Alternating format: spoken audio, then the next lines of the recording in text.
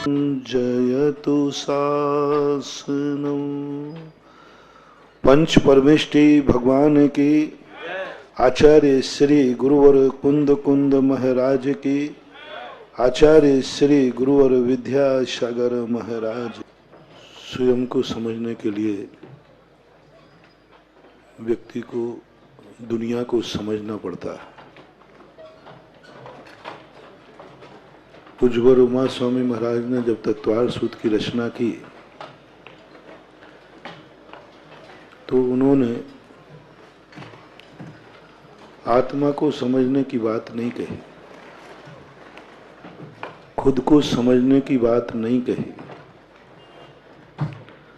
उन्होंने कहा कि 6 द्रव्य 7 तत्व 9 पदार्थों को समझो, यानी तत्वों को समझो।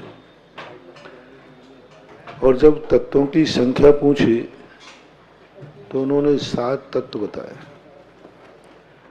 7 तत्वों में एक जीव तत्व बताया, लेकिन जीव में स्वयं को नहीं बताया। उन्होंने कहा संसार के सभी जीवों को समझो। बहुत बड़ी बात। उन्होंने कहा संसार के समस्त जीवों को समझो। व्यक्ति क्या है, अपने आप को समझना चाहता है, लेकिन दूसरे को समझना नहीं चाहता, इसलिए वो खुद को भी नहीं समझ पाता। यदि अपने आप को समझना है तो हमें तुम्हारी जाति के कितने लोग हैं उनको समझना पड़ेगा। पहले समझना है कि यदि द्रव्य दृष्टि रखना है तो जिन जिन को द्रव्य कहा जाता है वे सब तुम्हारे कुटुंबी हुए, साधर्मी हुए, एक परिवार हुआ। जो व्यक्ति महासत्ता को प्राप्त हो जाता है वह केवल्य को प्राप्त हो जाता है। सत्ता शब्द तो समझ में आई, सत्ता पे तो सब मरते हैं, इसलिए सत्ता प्राप्त नहीं कर पाते। सत्ता पे तो राजनीतिक और महासत्ता को प्राप्त कर लोगे तो सत्ता तो अपने आप आ ही जाएगी।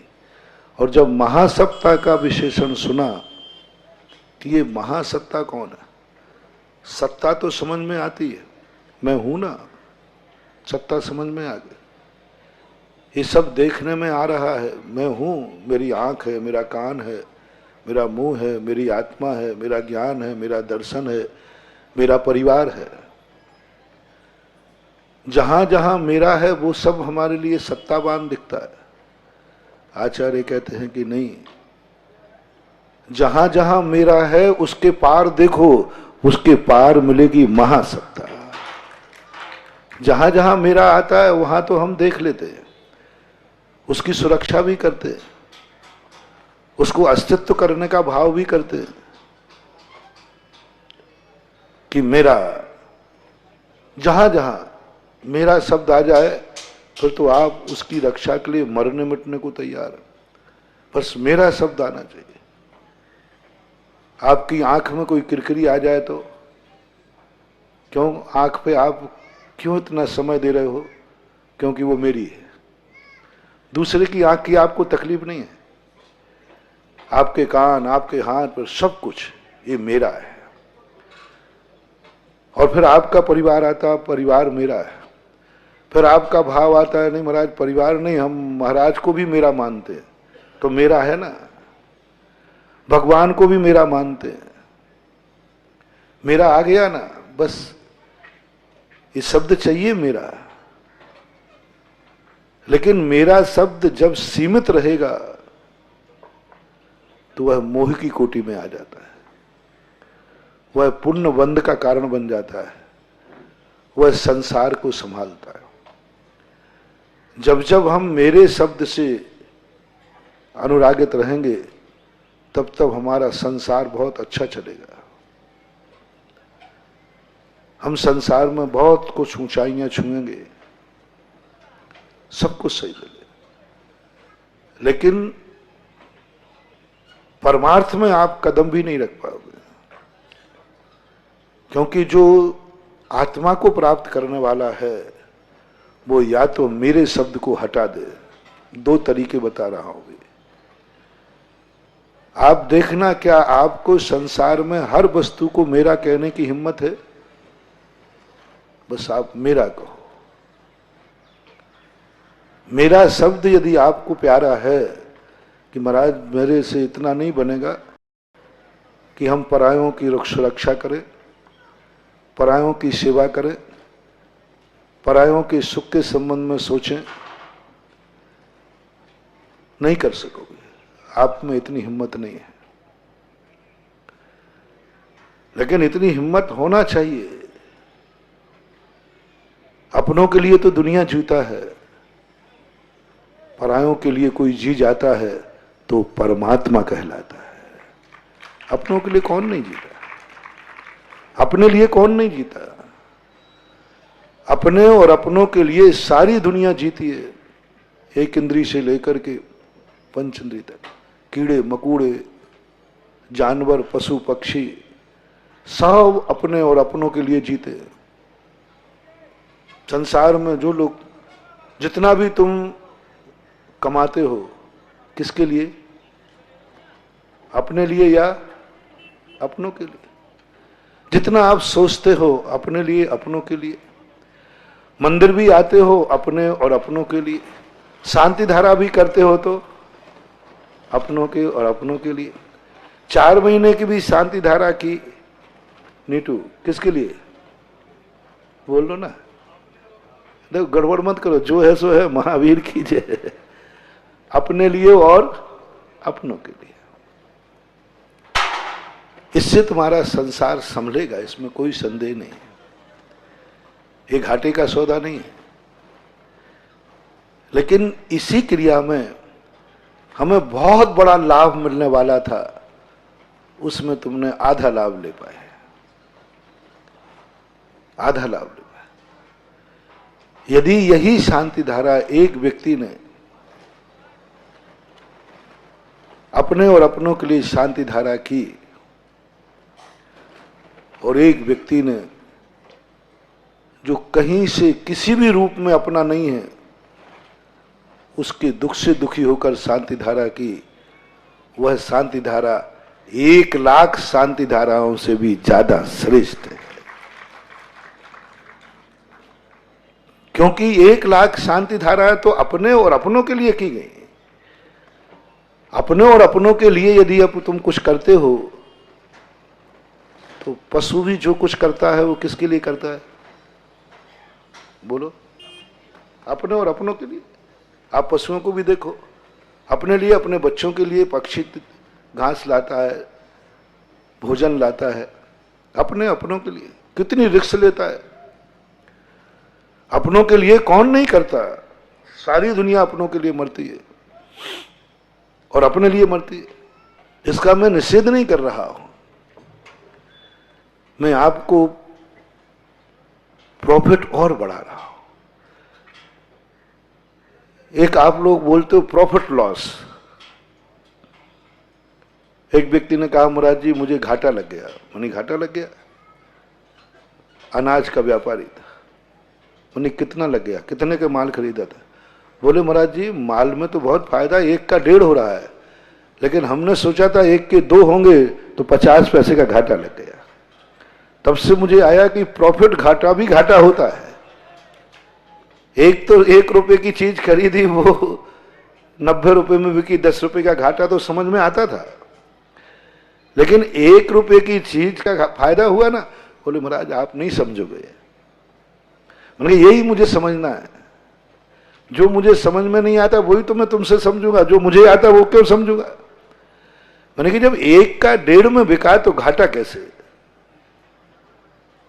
बोले महाराज हमने ये सोच के खरीदा था कि 1 के 2 होंगे, और वो 1.5 से आगे बढ़ ही नहीं रहा, तो 50 का घाटा हुआ कि नहीं। मैंने कि समझ गया। मैं समझता तुमसे हूं और फिर मैं समझाता तुम्हें। मेरे पास तो पत्थर है नहीं, पत्थर तुमसे लेता हूं और फिर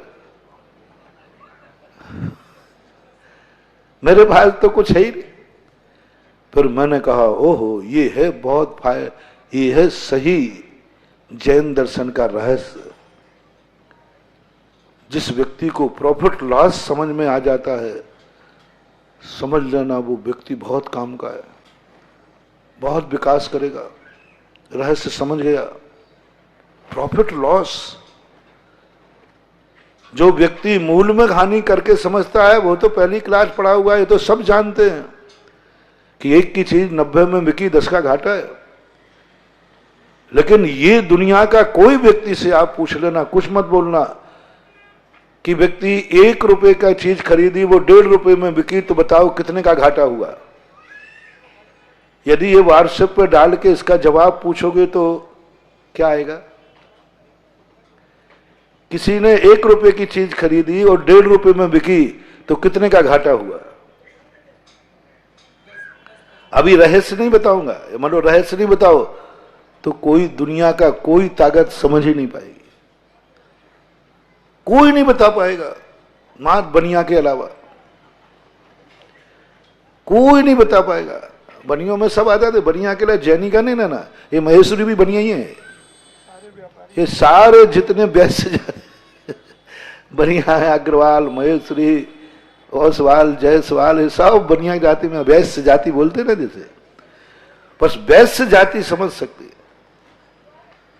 और दुनिया में विज्ञान के पास पढ़े लिखे कोई जिन्होंने बिल्कुल बीज गर्द एल जबड़ा पढ़ी है, बहुत सब पढ़े हैं, ये कोई समझ नहीं।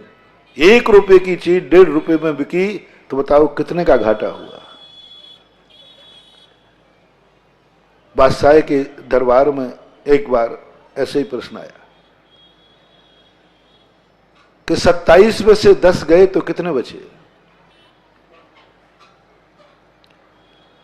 27 में से यानी 27 में से 10 गए, 10 माइनस कर दो, कितना बचा। सब किसी से पूछो 17 बचा। हर व्यक्ति यही कह रहा साहब 27 में से 10 गए, 17 बचा, 17 बचा, 17 बचा, 17 बचा।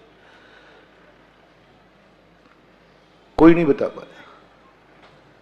वैश्य को बुलाया, बनिया को बुलाया, बोले 17 में से 10 गए तो कितने बचे।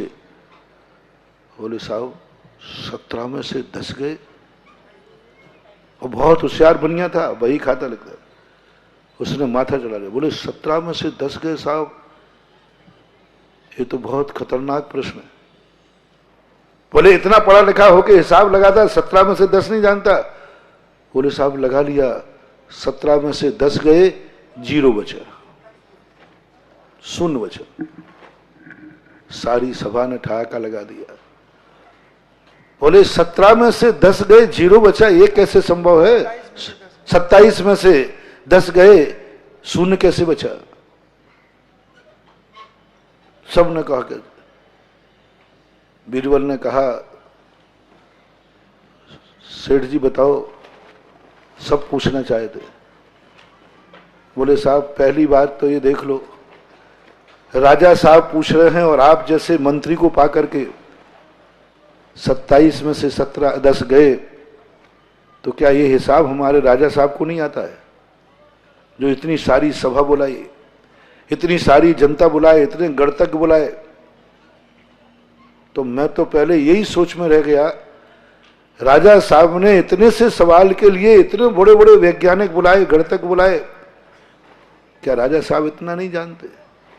और बीरबल जी आप तो महान ज्ञानी हैं, मैं यही समझ रहा हूं बीरबल नहीं बता पाए 17 में से 27 में से 10 गए, क्या बात। बस मैंने समझ लिया कि ये कोई पेचीदा है। पहले तो हमने दुनिया में देखा कि 27 चीज क्या है। ऐसी कौन सी वस्तु है जो 27 संख्या वाली हो। राजा साहब पूछ रहे और राज दरबार में पूछ रहे, और छोटे मोटे लोगों को नहीं। तुरंत मैंने दिमाग लगाया, दुनिया में ऐसी कौन सी चीज है जिसकी संख्या 27 है। 28 नहीं, 28 तो बता दो महाराज जी के मूल गुण। 27 संख्या किसकी है, ऐसी दुनिया में ढूंढते ढूंढते मात्र किसी की भी 27 संख्या नहीं होती। धर्म में 27 संख्या है ही नहीं कि कोई 27 पे जाके अटक जाए कि फलाने चीज की 27 संख्या है। आपको भी ध्यान में आ रहा हो तो बताएं, मैंने तो देख लिया धर्म शास्त्रों में कहीं भी कोई भी चीज ऐसी नहीं है जो 27 जिसकी संख्या हो। 25 है उपाध्याय परमेष्ठी के, 28 उन्हीं के है, 25 कसाएं हो जाएंगे, 27 बताओ 27 क्या है? मोहिनी कर्म की 25 बन जाएंगे और दर्शन मोहिनी को मिलाओगे तो 28, 27 क्या है? नहीं, ऐसा नहीं बताना, 27 संख्या ही होना चाहिए। खोजते खोजते ज्योतिष शास्त्र में जाओ, 27 नक्षत्र होते हैं। अब 27 जो नक्षत्र होते हैं, एक अभिजित नाम का नक्षत्र और मानते 28 मानते, लेकिन उसको माना नहीं गया। हाँ, 27 नक्षत्र जब बताए गए और फिर उन 27 नक्षत्रों में कौन से नक्षत्र में क्या होता है, तो कुछ नक्षत्रों में ठंड पड़ती है, कुछ नक्षत्रों में गर्मी पड़ती है, और 10 नक्षत्र ऐसे हैं जिनमें वर्षा होती है। मात्र 10 नक्षत्र है। यदि 10 नक्षत्रों में वर्षा नहीं हुई तो फिर उस समय अकाल घोषित हो जाता है। ज्योतिष शास्त्र में, ज्योतिष शास्त्र पंचांगों में सब में लिखा रहता है ये 10 नक्षत्र में बरसात ही बरसात मानी जाती, जो सावन और भादो माना जाता मुख्य रूप से। आषाढ़ को नहीं कितना गिनते, श्रावण और भादों को गिनते, इसमें 10 नक्षत्र आ जाते वर्षा ऋतु के। और यदि 27 नक्षत्रों में से ये 10 नक्षत्र निकाल दिए जाएं तो साहब अकाल हो जाएगा, शून्य हो जाएगा। अब बोलो ये गणित कौन जानेगा, कहां नक्षत्र कहां 27, और फिर शून्य हो जाएगा। शून्य यानी अकाल पड़ जाएगा, वो साल कोई काम की नहीं है। 27 नक्षत्र, और अपन जानते भी हैं यदि बरसात नहीं हुई तो साल भर क्या होता है? बरसात नहीं होने पर बरसात ही बिगड़ती है कि पूरी साल बिगड़ती है? पूरी साल। व्यापार भी, धंधा पानी भी, सब बरसात के ऊपर सब कुछ है। यदि बरसात नहीं हुई तो अकाल, सर्दी सही पड़ी, गर्मी सही पड़ी, लेकिन बरसात नहीं।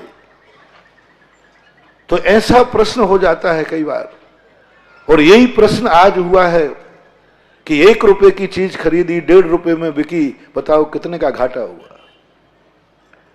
एक समस्या समाधान प्रश्न पूछते ना आप लोग, आप व्हाट्सएप में डाल देना, लेकिन मैं प्रवचन पहले ही दिए देता हूं।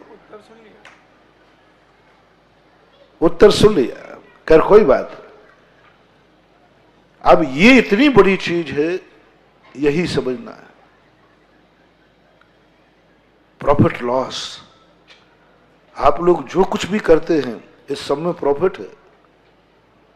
आप अपने लिए, अपनों के लिए, संसार के लिए जो कुछ भी करते हैं उसमें कोई घाटा नहीं। धर्म एक ऐसी चीज है, कैसे भी करो इसमें घाटा तो है ही नहीं। पापी भी करेगा तो वो सफल होगा। रावण ने भी धर्म की शरण ली, उसको शक्तियां मिली, बहुरूपणी विद्या सिद्ध हुई, धर्म ने उसको भी वरदान दिया। पापियों को भी विद्या सिद्ध हो जाती है, वो कुछ भी नहीं देखता, वो कहता है कि मेरा तो एक टारगेट है, ये जो करेगा। मजदूर के समान धर्म की क्रियाएं ये नहीं देखती हैं कि तुम कौन हो, तुम मेरा क्या उपयोग करोगे। धर्म की कुछ क्रियाएं ऐसी हैं, कई लोग कहते महाराज जी रावण को ऐसी विद्याएं सिद्ध क्यों हो जाती, पापियों को ऐसी शक्ति कैसे मिल जाती है, पापियों को धन दौलत क्यों मिल जाता है? इन्होंने धर्म किया है। तो महाराज धर्म को सोचना चाहिए कि ये क्या उपयोग करेगा, नहीं सोच। रिजर्व बैंक नोट निकाल सकता है, लेकिन रिजर्व बैंक नोट पे ये नहीं लिख सकता यह नोट इसी के काम आएगा। लिख सकता है? नोट निकालेगा, पक्का रिजर्व बैंक का ही नोट चलेगा, दूसरा नहीं चलेगा, लेकिन वो ये नहीं लिख सकता ये नोट दान के काम ही आएगा, ये नोट शराब के काम नहीं आएगा, नहीं लिख सकता। उसको नोट निकालने का अधिकार है, नोट का उपयोग भोक्ता के अधीन है। कोई गवर्नमेंट नहीं, कोई सरकार नहीं, किसी मुद्रा के ऊपर यह नहीं लिखा जा सकता कि ये मुद्रा इसी के काम आएगी। बस धर्म यही कहता है, पुण्य तो मेरा ही होगा, मेरी सील लगेगी। आप जब तक भगवान की शरण में नहीं आओगे, धर्म नहीं करोगे, भगवान का नाम नहीं जपोगे, अच्छा आचार विचार नहीं रखोगे, तब तक तुम्हें पुण्य बंधने वाला नहीं, ये पक्का है। लेकिन ये नहीं कह सकता धर्म तुम पुण्य का क्या उपयोग करोगे। ये नमोकार मंत्र की माला फेरी है, ये किस लिए फेरोगे? नहीं, किसी का मर्डर करने के लिए भी फेर सकता है। डाकुओं ने भी नमोकार मंत्र फेर करके डाका डाले, पापियों ने भी भगवान के नाम लेकर पाप किए। रावण ने शांतिनाथ भगवान का नाम लेकर बहुरूपनी विद्या सिद्ध की। कोई धर्म की किताब दुनिया में नहीं, किसी भी धर्म का हो, किसी धर्म की किताब में ये नहीं लिखा। जो क्रियाएं आप लोग करते हैं उनकी बात कर रहा हूं कि ये क्रिया से जो फल मिलेगा वह तुम इसी कार्य में उपयोग करोगे। अधिकारी नहीं, रिजर्व बैंक को अधिकार नहीं, इधर धर्म को अधिकार नहीं। धर्म करना पड़ेगा, पक्का है, लेकिन धर्म का जो फल मिलेगा उससे तुम क्या करोगे कोई भी व्यक्ति नहीं बोल सकता। भगवान भी नहीं, गुरु भी नहीं, साथ में कुछ नहीं, ये तुम्हारी मलकियत है। आपके यहां किसी मजदूर ने मजदूरी की, आप क्या उससे कह सकते हो कि भाई मैं मजदूरी जब दूंगा शाम को, पहले ये नियम कर, इस पैसे से तू शराब नहीं पिएगा, इस पैसे को तू इस कार्य में खर्च करेगा? कह सकते हो क्या? और कह दिया तो, और यदि वो कोर्ट पहुंच गया तो कौन जीतेगा? वो जीतेगा। कोर्ट ये कहेगा तुमने मजदूरी कराई इससे, बोले कराई है, इसने तुम्हारा काम किया कि नहीं, आप पैसा दीजिए इसको। बोले साहब ये शराब पिएगा, सवाल इसका नहीं, सवाल मजदूरी का है। नोट ले जाकर वो क्या करेगा, ये स्वतंत्र है। वो आपने मजदूरी कराई तो आपको वेतन देना ही पड़ेगा। आप कोई भी व्यक्ति ये नहीं कह सकता कानूनन कि मजदूर को मैंने मजदूरी दी, उससे यही उपयोग करेगा, अन्य नहीं करेगा। कानून भी नहीं, कुछ भी करेगा, आग लगाएगा। तुम्हारी मजदूरी लेकर तुमसे कुएं में फेंक देवे, तुम क्या करोगे? आग लगा देवे तो? तुमसे नोट लिया, उसने आग लगा दी, कुछ नहीं, आप दीजिए मेरे। अरे साहब मेरा नोट तूने आग लगा दी, बोले चुप, नोट दीजिए। आग लगाए, चाहे फेंके, चाहे पाप करे, चाहे शराब पिए, कुछ भी कर सकता है, मालिक नहीं रोक सकता, क्योंकि मालिक ने मजदूरी कराई। बस इसी समान धर्म होता है। उसने नमोकार मंत्र पढ़ा है, पुण्य बनेगा। उसने मंदिर बनाया है, पुण्य लगेगा। उसने पूजा की है, पुण्य लगेगा। उसने भगवान का नाम जपा है, पुण्य लगेगा। अब पुण्य का वो क्या करेगा? धर्म कहता मैं नहीं बोलूंगा, अधिकारी कानूनी नहीं। जिसने मेरी माला फेरी थी, शांतिनाथ भगवान से कहा कि साहब आपने रावण को शक्ति दे दी, रावण को बहुरूपणियां सिद्ध दे दी, विद्या दे दी, मालूम इसने किसने किस लिए की थी? शांतिनाथ भगवान कहते मैं कुछ नहीं कर सकता, इसने मेरा जाप जपा है, इसको मजदूरी मिलेगी, इसको मजदूरी मिलेगी। और इस प्रकार का जाप इतने समय इतनी विशुद्धि के साथ जपे तो उसको बहुरूपणी विद्या मिलती है, ये मजदूरी है। यदि उसने इतना मकान बना दिया तो इतना पैसा उसको मिलेगा, उसको कोई नहीं रोक सकता। शांतिनाथ भगवान, धर्म कोई भी नहीं रोक पाया कि रावण को बहुरूपणी विद्या सिद्ध नहीं होना, क्योंकि वो राम को मारने का भाव कर रहा है। नहीं कर पाया, कुछ नहीं कर पाया। हर दर्शनकार ने देख लो, सबको मालूम था रावण किसके लिए धर्म कर रहा है, लेकिन कुछ नहीं कर पाए। सब बांटते फिरे। महादेव ने आशीर्वाद दे दिया, किमिक्षिक वरदान, और जानते थे कि रावण एक निकृष्ट आदमी है। देना पड़ेगा वरदान, मजदूरी है उसकी, कुछ नहीं कर सकते। तुम्हें कितनों को मालूम है कि मजदूर जाके यहां से शराब पीते हैं? आपके यहां लेबर काम करती है, उसमें से कितने शराबी और मांसाहारी होते हैं? बोलो, होते हैं कि नहीं? और मालूम है कि नहीं? और तुम्हारे पैसा ले जाकर वो क्या करेगा? पक्का है। तो फिर क्यों देते हो पैसा? बोलो, क्यों देते हो पैसा? फिर क्यों कराते हो ऐसों से मजदूरी? महाराज, उसके अलावा दूसरा कोई मजदूरी नहीं, दूसरा कोई मजदूरी नहीं। अब आया वही रहे। 90% लोग सब जानते हैं कि ये मजदूर मेरा पैसा ले जाकर क्या करेगा, लेकिन करें क्या? उनके मजदूरों के बिना स्वयं काम चलता नहीं। और मालिक कोई मांसाहार नहीं करता, शराब नहीं पाता, शुद्ध छना पानी पीता है, शुद्ध 16 का प्रतिमाधारी है ऋषभ जी। फिर भी माइंस पे गुल्ला लगवाना है तो गुल्ला होता है ना, वो गुल्ला कुछ होते क्या करते, कुछ काम होता है ना, कोई भी करते हो। तुमने पूछा कि भैया तू शराब तो नहीं पीता? पूछ ही नहीं सकते, अधिकार क्या है तुम्हें? तुम नहीं पूछ सकते कि तुम मांसाहारी हो कि नहीं, क्या पूछा? अधिकार नहीं। और वो झूठ भी बोल सकता है, क्या सबूत है? कोई भी नहीं पूछ सकता, मालिक को कोई अधिकार ही नहीं। जितना व्यक्ति बड़ा होता जाता है उतना कई स्थानों पर वो मजबूर होता जाता, असहाय हो जाता है। जितना ज्यादा बड़े होते जाओगे अधिकार खत्म होते जाते हैं। लोग समझते हैं कि बड़े होने से अधिकार बढ़ते हैं, और मैं समझता हूं बड़े होने से अधिकार खत्म होते जाते हैं। वो खत्म करता जाता है। लोग भगवान बन गए, उनको कोई अधिकार ही नहीं, कोई अधिकार नहीं। छोटे रहते तो कम से कम अधिकार था, बड़े जितना बड़ा होता जाए कुछ अधिकार नहीं होते। उनके अधिकार जो होते हैं वो बड़े व्यापक होते हैं, वो व्यक्ति विशेष के नहीं होते, वो स्वयं के लिए नहीं होते, वो सारे जगत के होते हैं। तो कभी भी ये ध्यान रखना, बहुत बड़ा रहस्य आपको बताया जिससे आप चिंतित रहते हैं कि महाराज पापियों को इतना धन क्यों मिलता है? क्या धर्म को, आपका धर्म तो अंतर्यामी है, आपके भगवान तो अंतर्यामी है, आप लोग भी अंतर्यामी हो। ये धर्म करते हैं तो इतना इनको क्यों मिलता है? मिलेगा, वो मजदूर है, नौकर है, उसने भगवान का नाम लिया है, बस लिया है उसने, पुण्य बंधेगा, बंधेगा, कोई नहीं रोक सकता।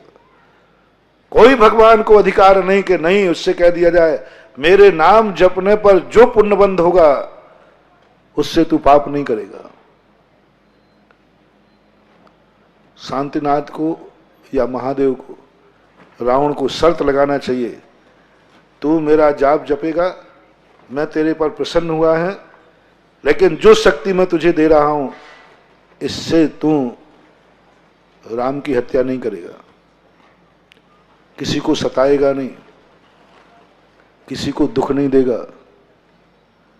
कम से कम ये तो कह देते महादेव को कि मैं जो तुझे शक्ति दे रहा हूं कम से कम उस शक्ति का प्रयोग तू मेरे पर नहीं करेगा।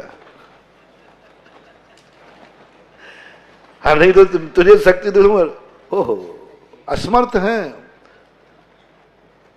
नहीं कह पाए महादेव कि तुम इस शक्ति का प्रयोग मेरे ऊपर नहीं करोगे।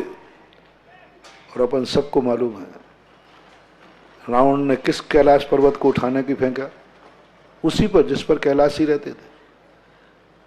जैन दर्शन नहीं कह सकता कि तुम राम की मत हत्या करना, धर्मात्मा की हत्या नहीं करोगे, नियम करो पहले, नहीं कह पाए। रावण कोर्ट केस कर देता। आप कौन होते हो मुझे रोकने वाले? मजदूरी लाओ। आपके यहां लिखा है ऐसा जाप करने वाले को बहुरूपी विद्या सिद्ध होगी। आप कौन होते हैं शर्त लगाने वाले? विद्या मेरी है। कौन होते हैं आप? मैं भगवान हूं, तो भगवान हो, मैं आपका भक्त हूं, आप भगवान हो, मैं भक्त हूं। भक्त के, भगवान के ही सारे कानून नहीं होते, भक्तों पर भी होते। नौकर कानून भी है कि नहीं, कि मालिक का कानून ही है? नौकर का भी कानून लेबर एक्ट बताते, लेबर लॉ। लेबर लॉ है दुनिया में, मौलिक लॉ तो ठीक है, लेबर लॉ। धर्म में भी मैंने यही देखा, यहां भी भक्त लॉ। भगवान बड़ा गजब, सारे भक्त मिलकर जैसे मालिक पर क्लेम करते हैं नौकर, ऐसे सारे भक्त भगवान पर क्लेम करते, तुम कौन होते हो? मैंने आपका नाम जपा है, मैंने आपकी मजदूरी की है, मैंने आपकी दीवार बनाई है, मैंने आपकी झाड़ू लगाई है, मैंने आपका पोछा लगाया है, मजदूरी लाइए। नहीं दोगे तो कोर्ट में खड़ा कर देगा। आपने झाड़ू लगवाई कि नहीं? वो तो लगाई, बस लाइए। कौन होते? इसी प्रकार मैंने भगवान का अभिषेक किया है, मैंने महाराज के चरण पखारे, मैंने महाराज की जयकार बोली है, मैंने महाराज को नमोस्तु किया है। भगवान कहेंगे, भगवान से कोर्ट पूछेगा, इसने क्या आपकी सेवा की है? बोले की है। अभिषेक किया था? बोले किया था। मंदिर बनाया था? बोले बनाया था। गुल्लक में दान डाला था? बोले डाला था। बोले छत्र चढ़ाया था? बोले चढ़ाया था। चवर ढोले थे? बोले ढोले थे। आपकी जय बोली थी? बोली थी। बस शांति धारा करी की थी कि नहीं? बोले करी थी। गुरु पूर्णिमा पे गया था कि नहीं? गया था।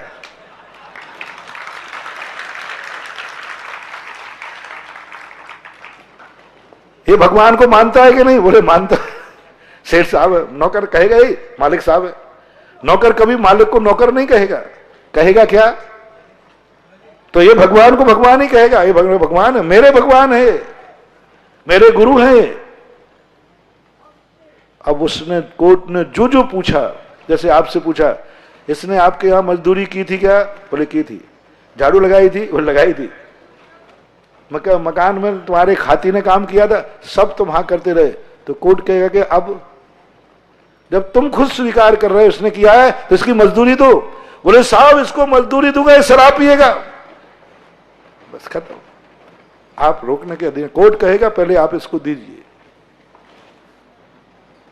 धर्म वर्ष यही नीति दी से, यही धर्म है। तुमने भगवान के यहां जो कुछ भी किया वो मजदूरी मिलेगी। मैंने हर दर्शन में देख लिया, हर पापी ने धर्म का उपयोग किया, क्योंकि पाप धन के बिना नहीं बन सकते और पाप के लिए धन पुण्य के धर्म के बिना नहीं मिल सकता, ये पक्का है। आज तक कोई भी पाप करना है, जब तक पुण्य खाते में नहीं होगा तुम पाप भी नहीं कर पाओगे। पाप करने लायक भी कब बनोगे? हैं? जब पुण्य, पाप करने लायक भी कब बनोगे? किसी को बुरा कब देखोगे? जब आंख होगी तभी ना। और आंख पुण्य से मिलती के पाप से? पुण्य से। कान खुलेंगे तभी तो तुम कुछ बुरा सुनोगे, कान पुण्य से मिलते। हाथ होंगे तभी तो कुछ कर पाओगे, हाथ पुण्य से मिलते। जिन जिन कार्यों से पाप होता है वो सब कार्य पुण्य से मिलते हैं। पुण्य के बिना पाप कर ही नहीं सकता, क्योंकि धन पुण्य से आएगा। क्या धन के बिना भी पाप संभव है? जैसे हमने आंख कान में घटाया, नहीं कहीं शराब की प्याऊ लगती है? नहीं, मैंने सुना नहीं, इसलिए पानी की प्याऊ तो सुनी है, शराब की भी प्याऊ है।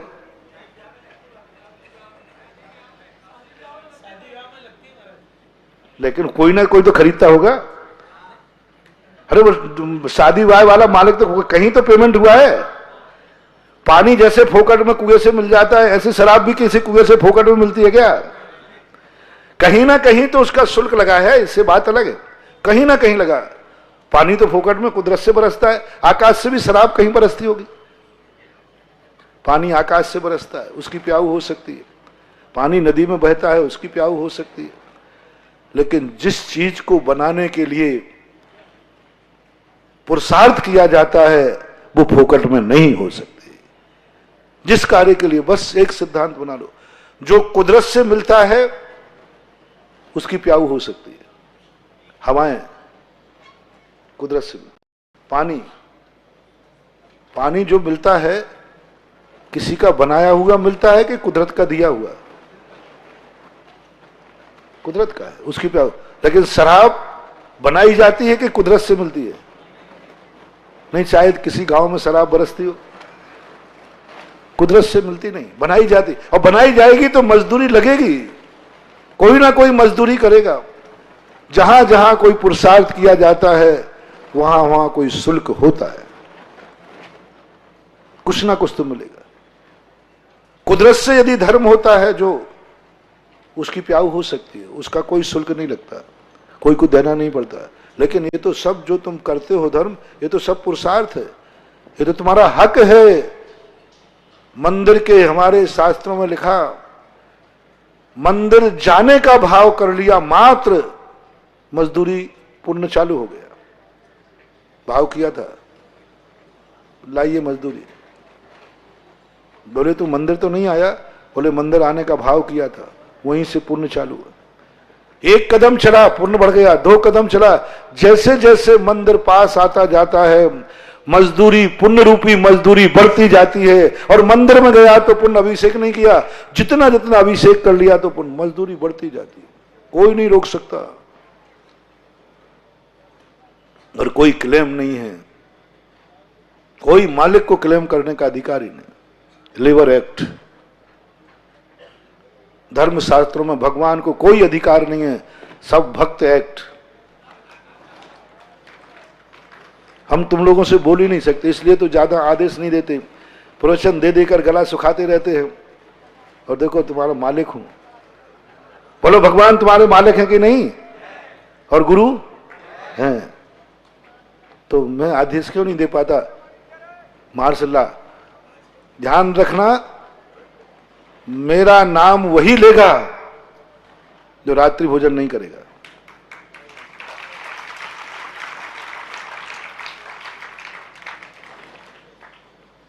अभी कोई खड़ा होकर कह रहा, लो मैंने लिया, करो क्या करते हो।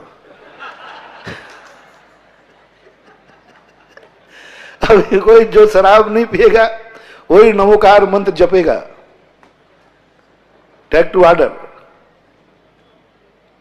जो ये कार्य नहीं करेगा वो ये धर्म की क्रिया करेगा। कोई एक व्यक्ति खड़े होकर, महाराज जी मैं शराब पीता हूं, रात में खाता हूं, मांस खाता हूं, सब करता हूं, लो मैं बोलता हूं नमो रिहंताणम, नमो सिद्धाणम, नमो आयरियाणम, नमो उज्जायणम, करो आप क्या करते हो? बोलो रे गुरु पूर्णिमा के भक्तों, उसने चुनौती दी, अब मैं क्या करूं? करो आप क्या करते हो, जाओ सुप्रीम कोर्ट, बोलो ना, कोई सहायता करो, बहुत बड़ी अदालत है। और देखो तुम्हारे गुरु को चुनौती दे रहा है कौन? शराबी, जुआड़ी, मांसाहारी, चोर, डाकू, पापी। वो कह रहा है कर लीजिए महाराज, आप क्या कर सकते हैं? कोई वकील बैठा हो तो सलाह दे। और मैंने कहा था मेरा कोई नाम नहीं लेगा, ध्यान रखना। उसने कहा मैं लेता हूं, बोलो सुधा सागर की जय। अब मैं क्या करूं, जल्दी बोलो ना। उसने मेरी आज्ञा का उल्लंघन किया। है कोई दुनिया में कानून जो उसको पाबंद कर सके? बोलो, कोई ध्यान में आ रहा हो तो बताओ। यदि ये एक्ट हमें मिल जाए, इतने प्रवचन देने की जरूरत ही नहीं पड़ेगी। इसलिए तो कहता रहता हूं भाई जितने सुधर जाओ, क्योंकि तुम्हें मालूम है, क्योंकि ये इतने बड़े आदमी हैं कि ये स्वयं, इनके लिए कोई कानून नहीं है। वो मालिक यही कह देगा महाराज ये कानून बनाने वाले आप ही हैं। ये सब कानून बनाने वाला कौन है? सरकार। सरकार किसकी है? ये लेबर एक्ट किसने बनाया? सरकार ने। सरकार किसने बनाई? बोलो, तो फिर बनाया किसने? ये जेल किसने बनाए? सरकार ने। सरकार किसने बनाई? हमने। तो दोषी कौन है? इसलिए चुपचाप रहो। वो बोल रहा है, बोलने दो। इसलिए ये एक बहुत बड़ी चीज, इसलिए मैं आपको नकार नहीं रहा हूं, क्योंकि मुझे मालूम है यदि मैंने नकार दिया तो अभी सारे के सारे लेबर एक्ट चालू कर देंगे। और आज तो खास तौर से नहीं बोलूं, क्योंकि आज तो भक्तों का ही दिन है। नाम है गुरु पूर्णिमा, नाम है गुरु पूर्णिमा, लेकिन अधिकार आज गुरु का नहीं है, आज भक्तों का। गुरु कोई भी व्यक्ति स्वयं नहीं बनता, साधु बनता है। स्वयं साधु बन सकता है, गुरु नहीं बन सकता। गुरु तो भक्त बनाता है, शिष्य बनाता है, नहीं तो गुरु।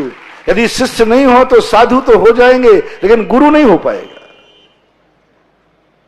गुरु कभी नहीं बन सकता, गुरु स्वयं की उपज नहीं है। और मोक्ष मार्ग के लिए जाने में गुरु बनने की जरूरत भी साधु बनना पड़ेगा। साधु तो है, साधु साधना से बनता है, गुरु भक्तों से बनता है। स्वयं व्यक्ति एक संबंध कहलाते हैं। कुछ अस्तित्व ऐसे होते हैं, संबंध होते, व्यक्ति स्वयं अस्तित्व रख सकता है, लेकिन उस टाइटल चाहिए मैं बेटा हूं, तो बेटा मम्मी पापा के बिना नहीं बन सकता। अब बेटा बन गया, बन सकता है, लेकिन आपको जाकर के फिर बाद में बड़े होने के बाद आपको पति पत्नी बनना है तो नहीं बन सकते, आप स्वयं नहीं बन सकते, दो से संबंध जोड़ना पड़ेगा। आपको बाप बनना है, पति पत्नी रह सकते हो, बाप कब तक नहीं बनोगे? बोलो। बच्चा पैदा नहीं हो तो फिर भी लिखना ना, बिना बच्चों के बिना आज तक कोई पापा और मां बने? बोलो। तो पिता और मां बनने के लिए क्या चाहिए? बेटा। और स्वयं के लिए मैं हूं, क्या बात हो? नहीं बेटा होगा तो वो है कि नहीं? स्वयं की सत्ता स्वीकार करना है तो कोई बाधा नहीं है, लेकिन यदि तुम्हें टाइटल चाहिए है तो पर के याद है। तुम्हें साधु बनना है, स्वतंत्र है, किसी की जरूरत नहीं है।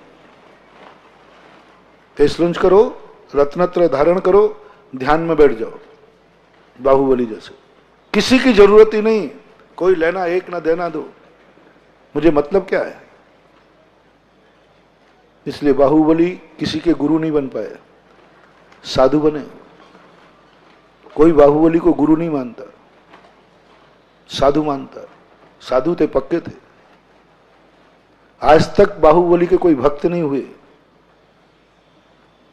वो अरहंत थे, भगवान नहीं थे, अरहंत थे, अरहंत थे। अरहंत बनने के लिए किसी की जरूरत नहीं। जंगल में जाओ, ध्यान में बैठ जाओ, अरहंत बन जाओ, लेकिन तीर्थंकर नहीं बन पाओगे, भगवान नहीं बन पाओगे, मंदिर नहीं बन पाएगा, जगत में जयकारा नहीं बोल पाएगा।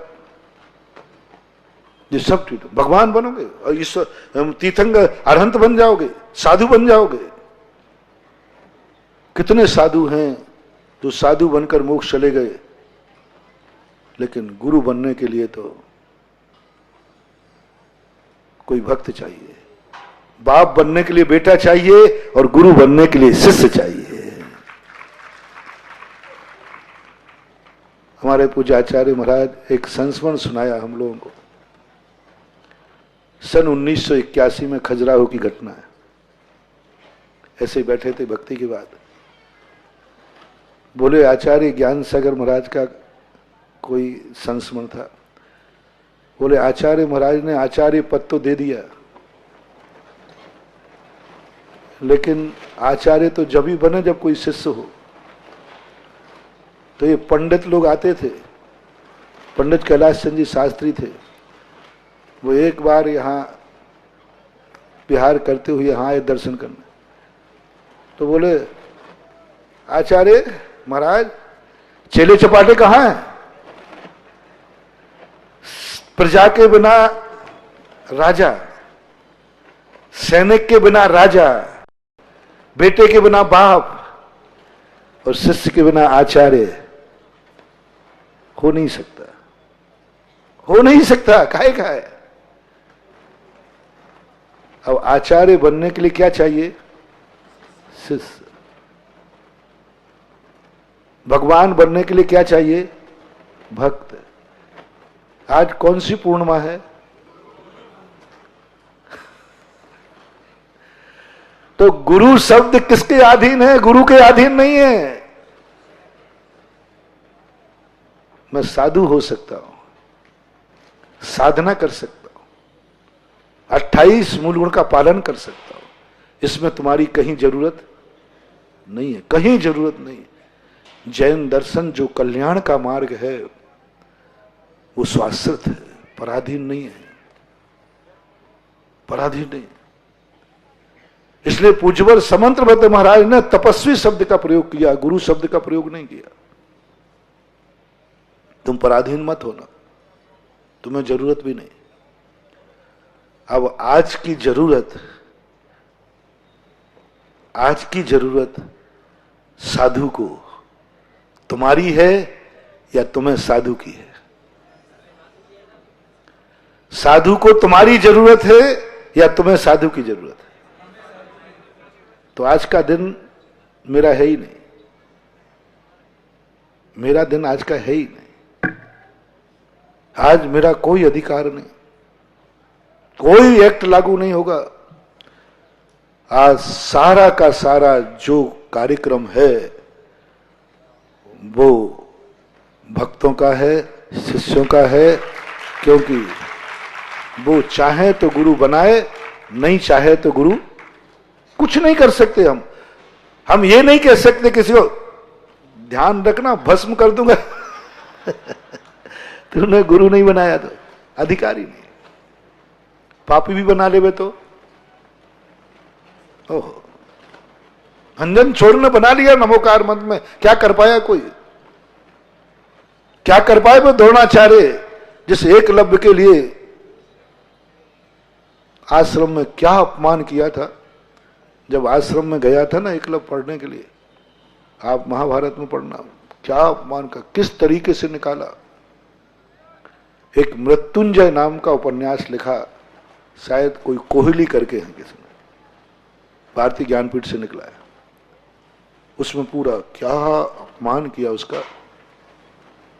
बोले मैं तेरा गुरु नहीं हो सकता, बात खत्म है। उसने बहुत कह दिया ना, मैं तुझे शिष्य नहीं बनाऊंगा, मैं तुम्हें गुरु नहीं बनाऊंगा। तो एकलव्य कहता है तुम मुझे शिष्य नहीं बनाओगे, ये तो अधिकार तुम्हें है, लेकिन तुम मेरे गुरु नहीं बनोगे, ये अधिकार तुम्हें नहीं है। द्रोणाचार्य कहते मैं नहीं बनूंगा तो कैसे बनेगा? बोले देख लीजिए, एकलव्य ने कह दिया। अब देख लो, गुरु बिल्कुल नहीं चाहते थे, गुरु ज्ञान देना भी नहीं चाहते थे, योग्य भी नहीं समझते, शिष्य को दिया। गुरु बनाना गुरु के हाथ में नहीं है, गुरु बनाना किसके हाथ में है? शिष्य के हाथ। एकलव्य ने कहा ठीक है, आप शिष्य नहीं बनाओगे, आपका अधिकार है, लेकिन मैंने गुरु बना लिया, बात खत्म है। क्या कर लिया द्रोणाचार्य ने? एकलव्य का गुरु कौन था और द्रोणाचार्य का शिष्य कौन था? नहीं था, अर्जुन था वो। हाँ, अर्जुन था। द्रोणाचार्य के शिष्यों की रजिस्टर में कहीं एकलव्य का नाम ही नहीं था। जब भी कोई द्रोणाचार्य से पूछे आपके शिष्य कितने हैं, तो कहेंगे 105, और भी बता देंगे, अलापन जान। एक प्रिय शिष्य कौन सा है? अर्जुन, द्रोणाचार्य।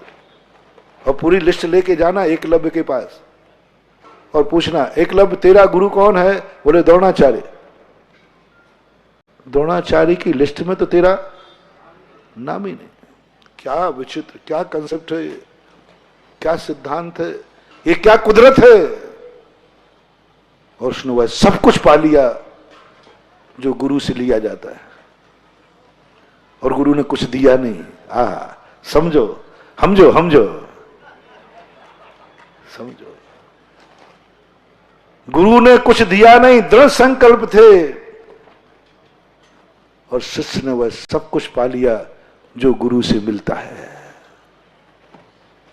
ये सिद्धांत तुम्हें जिस दिन पता चल जाएगा, तुम्हें धर्म की बात है, इसलिए मैंने शरण करके किया। मालिक ने कुछ नहीं कर सकता, लेकिन उस नौकर ने सब पा लिया। तुम जैनी से, तुम वृत्ति से, प्रतिमाधारी से उसने शराब के लिए पैसे ले लिए,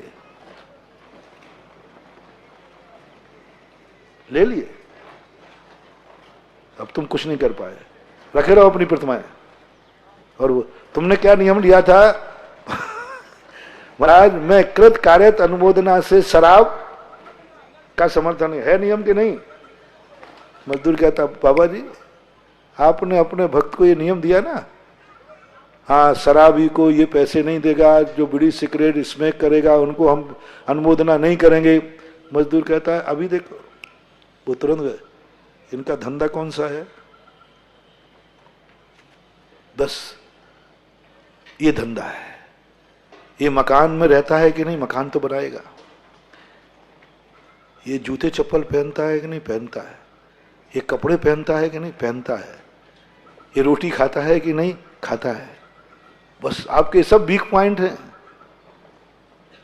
बस खाता है। बस अब चिंता मत करो। बस वो ऐसी कला सीख लेगा कि वो कलाकारी के बिना तुम्हारा काम चलेगा नहीं, और वो तुमसे पैसा लेके चला गया। और शाम को झाड़ू वाले ने कहा, पैसा लाओ सेठ जी। तुमने दे दिए। बोले सेठ जी जा रहा हूं। कहां जा रहे हो? बोले शराब के ठेके पर। बोले मेरा पैसा। वो टाटा चला गया। तुम्हारे पैसे पर तुमने कहा था शराब नहीं पिएगा, उसने पी ली तुम्हारे पैसे पर। तुम कहते हो मांसाहार नहीं करूंगा। बैंक में पैसा जाते उसने पोल्ट्री फार्म को लोन पे दे दिया। वही गिट्टी जो तुमने कमाई थी, वही गिट्टी थी नोट की जो तुमने कमाई थी ईमानदारी से, और तुमने बैंक में जमा किया। और बैंक वाले ने तुम्हारे सामने ही लोन पर दे दिया। किसके लिए? पोल्ट्री फार्म के लिए। किसकी कमाई से पोल्ट्री फार्म खुला? कोई बैंक से कह सके मेरा नोट जमा करते समय ध्यान रखना पोल्ट्री फार्म को मत देना? जमा करते वो कहां चला गया? सरकारी। अब सरकार किसी को भी दे, कहां तक बचोगे पाप से? क्या कर लोगे तुम उस बैंक का? क्या कर लोगे उस बैंक का? दे रहा हूं, आप चाहिए, आपकी तारीख है, जब ले जाना ले जाओ, नहीं तो अभी ले जाओ। सारे जैनियों के पैसों से पोल्ट्री फार्म खुल रहे हैं। आचार्य सिंह ने एक बार बहुत बड़ा प्रवचन दिया था, समझो, तुम तो कहते हो मैं मांसाहार नहीं करता हूं, लेकिन तुम्हारे पैसों पर मांसाहार होता है। कुछ नहीं कर पा रहे। तभी कर पाओगे जब तुम सारे शाकाहारी मिलकर के स्वयं का बैंक खोलो और स्वयं को लोन दो, तो काम बन सकता है। सरकारी बैंक में तो तुम्हारा कानून नहीं चलेगा। सरकारी बैंक में तो तुम्हारा कानून नहीं चलेगा। इनडायरेक्ट रूप से। इसलिए आप लोगों को, गृहस्थों को, इस संसार में जो भी छदमस्त है, निरंतर 8 कर्मों में से 7 कर्म निरंतर बनते हैं। 7 कर्म निरंतर बनते हैं। मुनिराज हो चाहे आप हो, कोई भी हो, 7 कर्म निरंतर बनते हैं, जिनमें 4 घातिया कर्म पाप कर्म हैं, वो भी बनते। अब बोलो, अपन मंदिर में बैठे हैं, 4 पाप कर्म बन रहे हैं, आशीर्वाद दे रहे हैं, बन रहे हैं, क्योंकि कहीं ना कहीं से हम किसी ना किसी के कार्यों में शामिल हैं, जैसे आप शामिल हैं। एक बार मैंने कहा था, ठंड पड़ती है, आप नेपाली स्वेटर खरीद लेते, जैन साहब, आपने नेपाली स्वेटर खरीदे, नेपाली वस्त्र खरीदे, और नेपाली 99 का 100% मांसाहारी है। आपने जो प्रॉफिट उस बनियान पे लिया, वो बनियान की प्रॉफिट से उसने मुर्गा खरीदा और शाम को मार के खा गया। और जो भी आपका पैसा चाइना की वस्तु खरीद करके, जितनी चाइना की वस्तुएं हैं, सारी प्रॉफिट चाइना जा रही, और चाइना शुद्ध मांसाहारी है, आपके पैसे पर मांसाहार हो रहा है। कभी ध्यान आया? आपके पैसे पर। आचार्य सिंह ने जो स्वदेशी वस्तु का अभियान चलाया, लोग कहते हैं महाराज को क्या लेना देना। अरे स्वदेशी वस्तु का चलाना शुद्ध शाकाहार है, मांसाहार का समर्थन। जब भी आप कोई भी चाइना वस्तु खरीदो, वो अंत का पैसा कहां पहुंचेगा? अंत में चाइना जाएगा कि भारत में रहेगा? अंत में प्रोडक्शन तो कहां हुआ? चाइना का पैसा चाइना गया, और चाइना टोटल मांसाहार है। यानी जब जब तुम चाइना की वस्तु खरीदोगे तब तक तुम्हें मांसाहार का दोष लगेगा अनुमोदना से। भले तुमने अनुमोदना नहीं की, लेकिन आपने विवेक तो नहीं रखा ना। चाइना की कोई भी पेन खरीदा, बना कहां? चाइना। मार्क उसका सिंबॉलिक क्या है? कहां से बना? प्रोडक्शन कहां? जो चाइना। अब कोई भी चीज चाइना की तुम खरीदोगे, और तुमने जिंदगी में कभी मांसाहार नहीं किया, मन से नहीं, वचन से नहीं, काया से नहीं, लेकिन चाइना की वस्तु खरीद के आपने मांसाहार का समर्थन किया, मांसाहार हुआ, और आपको मालूम है। हाँ, ये हो कि महाराज मुझे मालूम नहीं था कि चाइना के लोग मांसाहारी है, मुझे मालूम नहीं था कि ये वस्तु बनाने वाला मांसाहारी है, तो माफ है, अनजाना माफ है। लेकिन बोलो, किसको मालूम है नहीं है कि चाइना शुद्ध मांसाहारी है? जल्दी बोलो। मालूम है ना? सबको मालूम। तुम्हें मालूम है ये भिखारी शराब पिएगा, महाराज मैंने शराब को पैसे नहीं दिए, लेकिन तुम्हें मालूम है कि शराब पिएगा, फिर भी दिए, तो आपको शराब का दोष आना चाहिए या नहीं? बोलो, मालूम था कि नहीं आपको? आपने शराब के लिए नहीं दिए, पक्का है, लेकिन आपको शराब लेकिन तुम्हें मालूम है कि शराब पिएगा, उसने पी, आप दोषी। आपको मालूम है कि चाइना पैसा जाएगा उसका मांसाहारी, अंत में प्रोडक्शन जाते जाते जाते जाते अंत में वो मुर्गे की गर्दन पर पहुंचेगा, बकरे की गर्दन पर पहुंचेगा, मांसाहार पर पहुंचेगा, पहुंचेगा ही पहुंचेगा, ये आपको मालूम है। फिर भी आपने चाइना वस्तु खरीदी, इसलिए आप शुद्ध शाकाहारी नहीं हो सकते, क्योंकि आप वो वस्तु खरीद रहे हैं जिसकी प्रॉफिट मांसाहार के लिए जाएगी। एक बार मैंने आप लोगों से कहा था कि आपके बच्चे शाकाहारी है, आपका टिफिन शाकाहारी, सब कुछ शाकाहारी है, लेकिन आपने अपने बच्चे को उस स्कूल में भर्ती कराया जिसका मैनेजमेंट मांसाहारी है। सरकारी छोड़िए, प्राइवेट की बात कर रहा हूं। तुम्हें मालूम है इस सब के स्कूल को चलाने वाले जो कमेटी है वो शाकाहारी है कि मांसाहारी? यदि मांसाहारी है, मैनेजमेंट, स्कूल नहीं, आपका बच्चे टिफिन में नहीं, आपका बच्चा शाकाहारी है, लेकिन जिस स्कूल में आपने पढ़ाया वो स्कूल सेवा के रूप में है कि व्यापार के रूप में है? प्राइवेट स्कूल सेवा के रूप में होता है कि व्यापार के रूप में? व्यापार के रूप में।